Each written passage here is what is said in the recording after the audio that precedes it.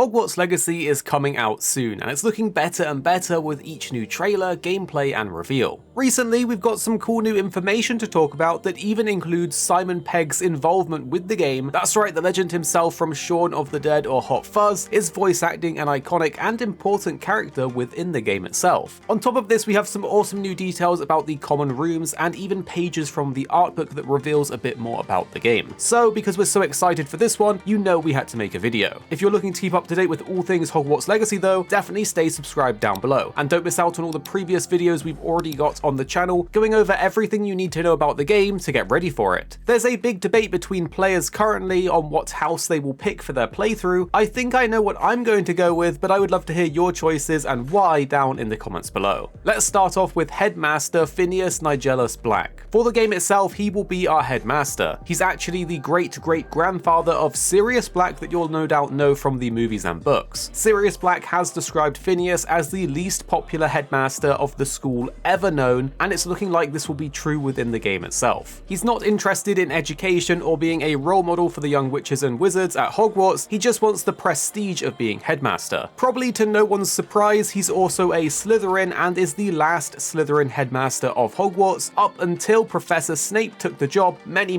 years later. You can actually see a portrait of him within the movies in Dumbledore's office, but also in the Black family tree tapestry. Compared to Sirius Black, Phineas's personality is quite different. Instead of being a somewhat brave and selfless hero like Sirius, he's more of a self-interested fool. So don't expect to get too buddy-buddy with him as headmaster, as it's more than likely he's going to be hindering us as the player. Phineas Nigellus Black is being voiced by Simon Pegg, the iconic English actor who has actually been wanting a role in the wizarding world for quite some time. And he's seemingly very happy and excited to be a part of this as a headmaster and a member of the Black family, which he says is really cool because Sirius is his favourite character from the books. Personally speaking, I think Simon Pegg is brilliant and I can't wait to see how he pulls off this role within the game. So for this detail and character reveal, I'm super hyped. After this, we've got some very small but cool reveals to talk about from the official Hogwarts Legacy channel. It's the fireplaces or Yule logs from each of the house's common rooms within the game. Gryffindor has a very grand or regal stone fireplace with two lion statues on each side, while Slytherin has a very snake-themed stone fireplace. I actually think they've done an amazing job on this one with how much detail is in it. Hufflepuff has a super cozy and somewhat homey cottage-like fireplace with lots of carved wood decorations, and Ravenclaw have quite a different one with a circular standing fire with an emblem of a raven and very ornate trim to the wood. Overall, I love seeing these up close, and it just shows how much detail and care has been put into each of the common rooms that we as the player are going to get to experience and explore. Next is something really cool. We got a sneak peek at some pages from within the Hogwarts Legacy art book that gives us some details about the game and the world itself. Firstly, we have the title page that shows some nice concept art, but nothing else really special there. Then we have the table of content showing chapters 1 through 5, which looks like it's got direct references into how we progress within the game. Seemingly, we learn about ancient magic quite early on in chapter 1, which if you don't know what ancient magic is in the game itself, we actually have another video going over that and other combat mechanics more in depth in our recent 33 things you need to know about the game video. Within chapter 1, we'll also unlock the Wizarding Field Guide, which will function as a sort of menu where we can do our level ups, inventory, gear, quests, map, and more. Later on though in chapter 3, it looks like we'll get into the meat of the game with the Room of Requirement, travelling to the Highlands, and extracurricular activities. We already know that after a certain point in the game, the world will open up for us to explore, and after this point we can basically go where we please, so it's looking like this might be when we get to chapter 3. Another awesome page in this insight is the Restful Rooms. It seems pretty boring at first, but the page describes how at this point in time, the bathhouses in Hogwarts are very exciting new technology, and the students will often write home to their families, making them jealous about how much of an upgrade they're living in. So it seems like Hogwarts takes plumbing very seriously. More than this though, we can see what looks like the same sink structure from the movies and books that gives access to the Chamber of Secrets. So could we possibly expect to use this for some extra adventures in the Chamber of Secrets? We'll have to wait and see. Don't expect to see Moaning Myrtle in here however, because her death was in 1943, and that's after this game is set, which is in the 1800s. Finally, for the art book, we have this really nice nice page on Honeydukes, the wizarding sweet shop that was first established in 1641. The page describes it as a major meeting place in the town, and it's overrun with fizzing whizbees and chocolate frogs. This is cool because the chocolate frogs, as you probably already know, include a wizard trading card, so it could possibly be that we can collect these in-game for some kind of achievement, or even better, hopefully an in-game reward. If you're just as excited for Hogwarts Legacy as we are, then definitely support this video by clicking like down below, and don't forget to subscribe so you don't miss out on our next update, or check through the channel in case you've missed one of them already. I'm wondering though, do you plan to use the forbidden spells within the game or not? Are you going to be a good or a bad kind of character? What's your plan for your witch or wizard in this game? Do tell me down below in the comments for inspiration. And the two videos on screen now, we think you'll really enjoy if you did enjoy this one. Of course, you don't have to watch them if you don't want to, but if you did find this one interesting or helpful, you're probably going to like these ones too. And definitely tell us what you think after watching in the comments